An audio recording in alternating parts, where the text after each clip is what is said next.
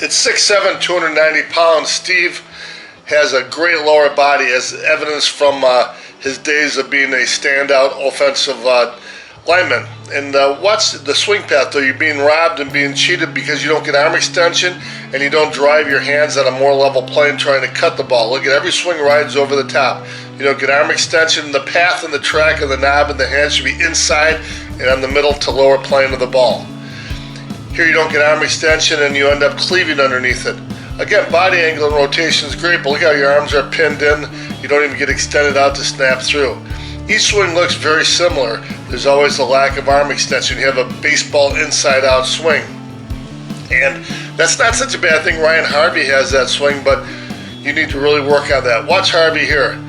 Nice stride ahead, and look at how his hand's path goes down towards the ball. And you can see he's got a little bit of inside-out, so the top hand doesn't snap past or over the bottom hand. And look at his hands go down for a low pitch, hits it square. Nobody's longer in the game than Ryan Harvey. Just a great guy to try to emulate for you. Hands go towards the ball. Look at the snap. Hits it square. All the power of the body's behind it. We go back to here you are at the end. And look at how your swing is very similar to Harvey's. A little bit inside out, and you can continue to work on making that better, but you're still driving the ball great. Here's the ball you hit 94 miles an hour. Huge exit speed. And again, hips wind and unwind good. You just have a little bit of an inside-out pitch that's going to allow you to drive this long home run that went about close to 400 feet. Look how similar that was to Harvey's swing. Harvey has probably the biggest inside-out swing I've seen in the pros, but look at the great snap you have there. This is again after shots. If you would continue to extend through though and keep the lead arm straight, you'd have a faster bat speed and impact because you slow it up with almost a golf-like finish, but a great snap right there. Now just continue to drive, keep the lead arm straight and go through. Watch here, this is another great ball driven out to right center. Looks very similar to Harvey's. If you can continue to work on that, get more arm extension and get the hand path going to the ball, it's going to be great. Another great shot right there. Did a tremendous job, and just keep working on it and work. There's nothing wrong with hitting to right or left field. Like there's another long ball. Again, look at Harvey here. Inside out swing, but a square hit and all the power of the hips behind it. Good swing. Actually, on that one, I felt that I was this arm was straight, and out here, I did the snap. A lot more. Do that again. We'll notice what your top arm's doing. Look at it. It's extended. You know, yeah. It's extended and driving through. I mean, you hit a couple home runs out to center field into the wind, but your power is going to ultimately be to all fields. In the left field, you got to get arm extension to do it. Chris, at 6'2", 275, you're just an absolute physical beast. But watch you, much like Steve, your hand path wanted to come up. Body angle's decent, hip rotation's decent, but you drop your hands and then you try to lift the ball. You've got to learn to drive the ball.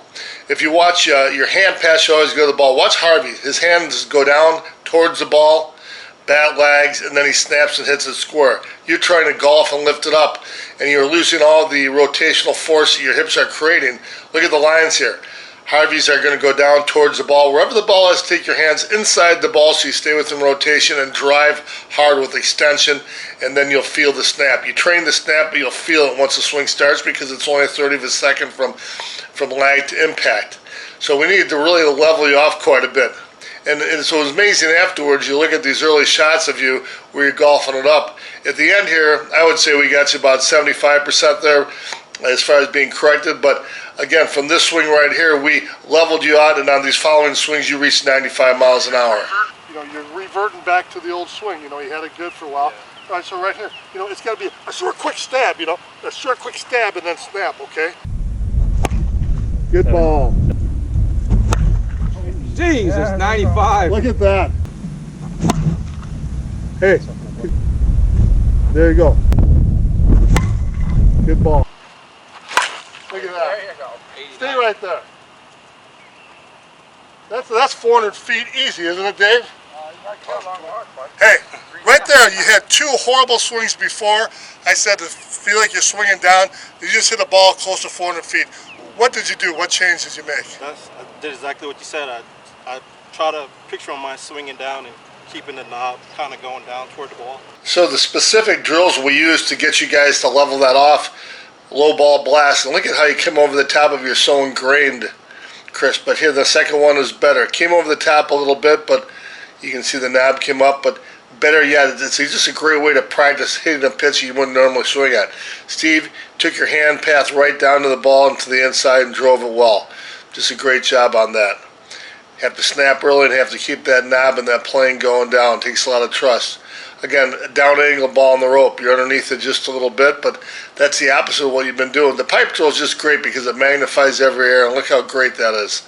Got the knob going straight and then a snap through. Axe snap through and then follow through all the way with a one-arm finish. Beautiful job by Chris.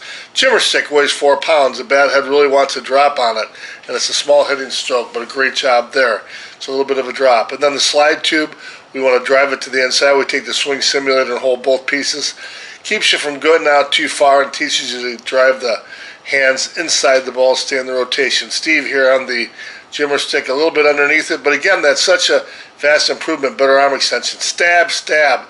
We stab, stab on the leg, and then we snap it on the third time. Keeps you on the plane again. All these are designed to get you on the right plane. They're great drills. Of course, the venerable perfect snap drill. A little bit into the roll there, Steve, but good idea. You're snapping it back farther. Great idea. And then Chris, of course, just a really nice job of separating the snap from a roll. All these helped you guys maximize your efforts. Yeah, I think for me it's really the starting point of the bat knob and then keeping it level with the ball. That's probably my biggest problem is my bat knob was pointing up before I started working on it over the last 2 days. And then the other thing is getting my arm extension out and doing the snap.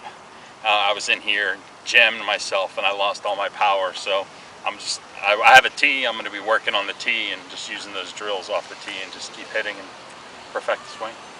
I'm going to be working on getting my swing down. The ball on the rope and probably the swing simulator. Going to put a lot of use to that. And also want to get that Jimmer stick and with the tee and work on that. Try to get my swing to stay level, more down. I think, Steve, you guys too, both you guys, have the knob coming up worse than anybody else, and Jimmer stick you had forces you to keep the knob on the right plane of the ball in order to, and inside the ball in order to keep the bat snapping through.